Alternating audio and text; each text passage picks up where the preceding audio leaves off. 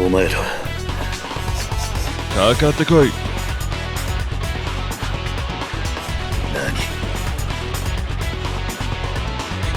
行くぞ。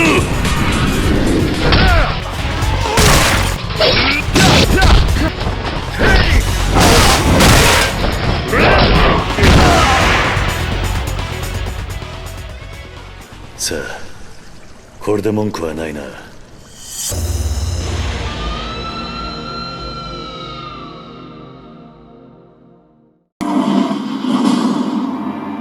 Yakuza 6 represents both an ending and a beginning. It is the final chapter of Kazuma Kiryu's story, but it's also the first Yakuza game built from the ground up for the current PlayStation 4. What is this game about? Well, it picks up right after the ending of Yakuza 5, where Kiryu is in the hospital unconscious. He gets arrested along with Saejima and Majima for fighting in the streets, I guess, which I would have thought the authorities would be used to by now. While Kiryu is in jail, Haruka finds herself targeted by the press because she has associations with someone who used to be in the Yakuza. So she leaves the orphanage in order to not taint the other kids' lives as well. When Kiryu gets out of jail, he's surprised to find that Haruka is missing. Shortly thereafter, she turns up in the hospital, the victim of a hit-and-run accident. And speaking of accidents, in the hospital daycare is Haruto, her 1-year-old son. The first half of the game basically revolves around finding out if Haruka got hurt by accident or by design, and finding out who the father of her child is. The second half is about the secret of Onomichi, which is the name of the section of Hiroshima that Kiryu goes to investigate. This secret is quite a doozy and has political connotations, I think, but I don't know much else about it. The game alternates between Kamurocho and Hiroshima.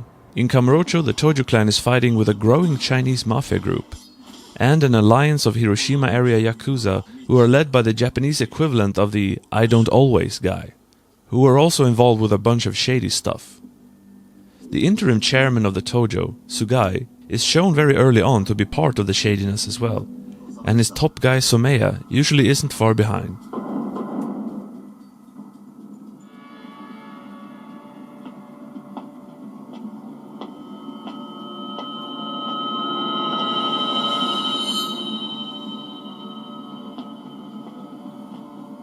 In Hiroshima, Kiryu arrives and just tries to have a quiet drink, but of course, someone has to get up in his grill about it.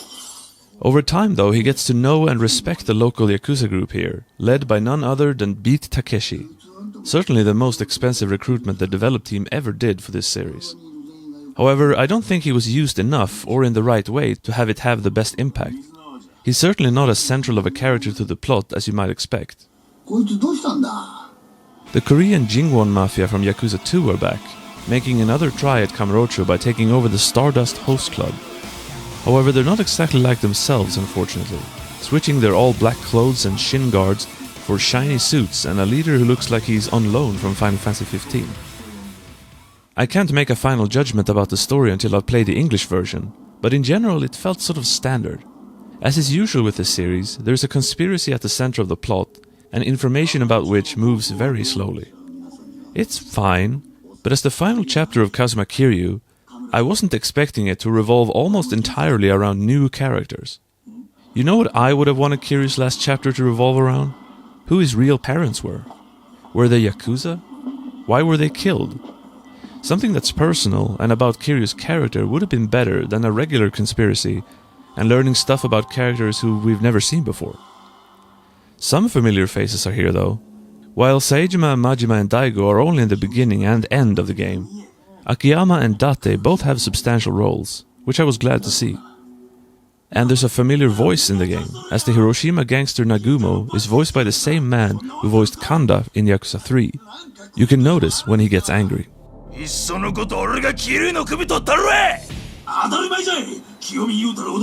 With Yakuza 6 being made from the ground up for the PlayStation 4, a lot of things are different, like the fighting.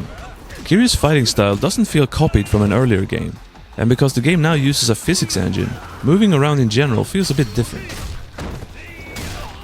What's cool though is how certain attributes of old games' fighting have been worked into Kiryu's style here, like being able to parry and charge up. I also like how all the bosses now have only one health bar. Actually, one boss in the game has two, and oddly, it's the next to last boss, not the very last. Moving in and out of fights is now completely seamless, and there are no limitations regarding fighting areas. In fact, if you want, you can escape from fights by running away. Ultimate Heat is activated by pressing R2, and it makes Kiryu go into a sort of rage mode, similar to the red heat in Yakuza 5. This fills up pretty quickly, and is very useful against bosses. I have some nitpicks though, like the enemy health bars are now placed over their heads instead of at the bottom of the screen, which makes it look more cluttered. Heat moves are still available, but there seems to be way less of them. And where are the weapons? There are a few you can take from enemies, but there is no weapon shop or crafting anywhere that I can find. The upgrade system here is the best since Yakuza 4 in my opinion. You get experience in 5 different areas, and can either spend your upgrade points on general stats, or more individualized upgrades. The music is on par for the series, but what is quite cool is how they made it so that the music ends with each battle, and not just fade out like in the previous games.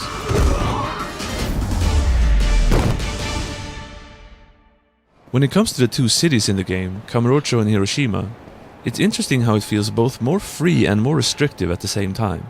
You can now squeeze into small passages, walk into alcoves and doorways without being stopped by invisible walls, and you could do something as revolutionary as step over a barrier.